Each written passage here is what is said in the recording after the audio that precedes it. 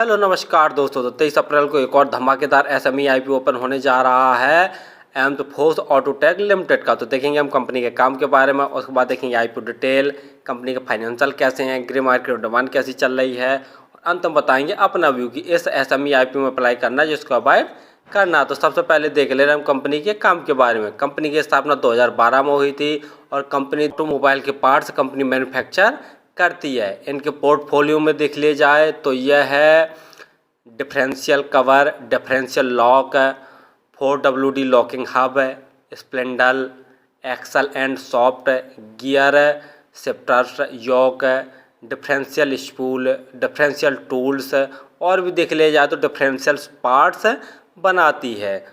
और अभी तक जितने भी हमारे ऑटोमोबाइल से रिलेटेड एसएमई आईपीओ आए हैं उन्होंने ज़बरदस्त ही देख लिया जाए तो प्रॉफिट गेन देकर गए हैं। कंपनी की मैन्युफैक्चरिंग यूनिट बद्दी हिमाचल प्रदेश में स्थित है और अक्टूबर 2023 तक देख लिया जाए तो कंपनी में 128 एम्प्लॉय काम कर रहे थे। तो कंपनी का काम तो आपको समझ में आ गया होगा कि ऑटोमोबाइल से रिलेटेड कंपोनेंट्स और पार्ट्स बनाती है। चलिए अब देख ले रहे हैं आईपीओ की डिटेल के बारे में।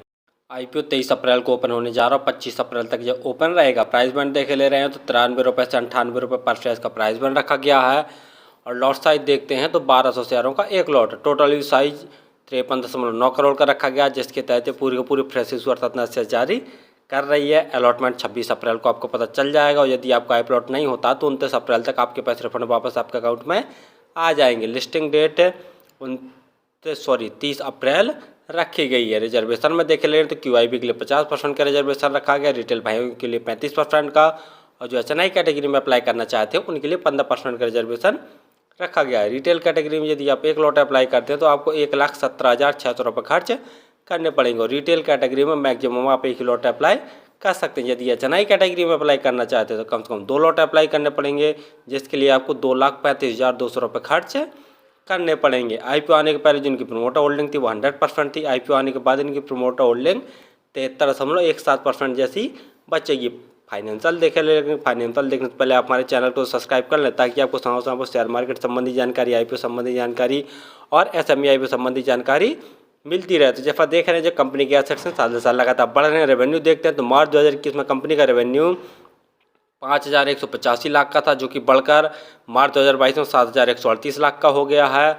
और मार्च 2023 में कंपनी के रेवेन्यू में भयंकर गिरावट देखने को मिली, सिर्फ 4,875 लाख का ही कंपनी नेट रेवेन्यू जनरेट कर पाया। उसके बाद अक्टूबर 2023 यानी 7 महीने के अंदर ही कंपनी ने 4,790 लाख का टोटल रेवेन्यू जनरेट कर लिया है। यानी देखते हैं मार्च 2023 में काफ़ी ज़्यादा गिरावट देखने को मिली, लेकिन उसके बाद अक्टूबर 2023 में काफ़ी अच्छी ग्रोथ देखने को फिर से मिली। यानी कि total revenue profit after tax देखते हैं तो मार्च 2021 में कंपनी ने 508 लाख का नेट प्रॉफिट जनरेट किया था।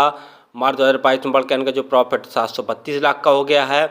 मार्च 2023 में रेवेन्यू में भी ज़बरदस्त गिरावट देखने को मिली और प्रॉफिट आफ्टर टैक्स में भी 438 लाख का ही कंपनी ने नेट प्रॉफिट जनरेट कर पाया। वहीं अक्टूबर 2023 7 महीने के अंदर ही कंपनी ने 511 लाख का नेट प्रॉफिट जनरेट कर लिया है। यानी प्रॉफिट में भी जब देख रहे हैं तो साल दर साल काफ़ी अच्छी ग्रोथ देखने को मिल रही है। अगर मार्च 2023 को छोड़ दिया जाए तो नेट वर्थ वो भी बढ़ रही है।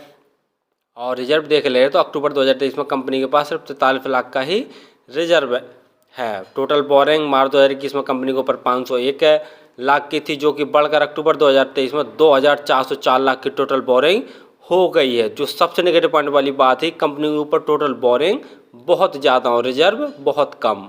GMP ग्रे मार्केट प्रीमियम देख लिया जाए तो 60 रुपये पर शेयर की ग्रे मार्केट में डिमांड निकल कर चल रही है और 1200 शेयरों का एक लॉट है। तो 60 गुणा 1200 करके देखते हैं तो एक लॉट में लगभग 72,000 जैसा प्रॉफिट निकल कर आ रहा है। परसेंटेज वाइज देखा जाए तो लगभग 61 या 62% जैसा प्रॉफिट निकल कर आ रहा है। GMP में डिमांड इसकी बढ़ती जा रही है। फाइनली हम देखा कि कंपनी ऑटोमोबाइल से रिलेटेड पार्ट्स का मैन्युफैक्चर करती है और इनके प्रोडक्ट पोर्टफोलियो में देख लिए जाएँ तो differential housing, differential locks and differential covers, 4WD locking hub, splendours, axle and shafts, gear है, शिफ्टर्स है, और भी देख लिया जाए तो बहुत सारे पार्ट्स हैं जो कि कंपनी बनाती है। तो कंपनी का काम तो देख लिया जाए ठीक ठाक है और डिमांडिंग वाला, फ्यूचर ग्रोथ वाला है। लेकिन इस प्रकार की शेयर मार्केट में बहुत सारी कंपनियां हैं जो कि लिस्टेड भी हैं और अनलिस्टेड भी, तो इसको कंपटीशन बहुत ज़्यादा मिलने वाला है। लेकिन पॉजिटिव पॉइंट वाली बात यहाँ पर है कि अभी तक जितने भी हमारे ऑटोमोबाइल से रिलेटेड SME IPO आए हैं तो उन्होंने ज़बरदस्त प्रॉफिट गेन देकर ही गए हैं, यानी लिस्टिंग ज़बरदस्त प्राइस पे ही हुई है, यानी इन्वेस्टरों को बम्पर कमाई हुई है। दूसरा देखे ले रहे हैं कि कंपनी के फाइनेंशियल तो बहुत दमदार हैं, लेकिन मार्च 2023 में जैसा देख रहे हैं तो इनके रेवेन्यू में भी काफ़ी ज़्यादा गिरावट देखने को मिली थी और प्रॉफिट आफ्टर टैक्स में भी बहुत ज़्यादा गिरावट देखने को मिली थी, जो कि कहीं ना कहीं थोड़ा सा नेगेटिव पॉइंट वाली बात है। और कंपनी के ऊपर बोरिंग भी देख लिया जाए तो काफ़ी ज़्यादा हैं। तो ये दो बहुत नेगेटिव पॉइंट वाली बात है। बाकी ग्रे मार्केट में डिमांड देखे ले रहे हैं तो दिन प्रतिदिन इसकी ग्रे मार्केट में डिमांड बढ़ती जा रही है और अभी देखे ले रहे हैं तो एक लॉट में लगभग 72,000 जैसा प्रॉफिट निकल कर आ रहा है। तो मैं तो इस SME IPO में अप्लाई करूंगा और मेरे पास 3 आईडी है तो तीनों आईडियों से ही अप्लाई करूंगा। और आप किसी भी IPO SME IPO में अप्लाई करें तो स्वयं का एनालिसिस करके स्वयं के रिस्क पर ही किया करें। धन्यवाद।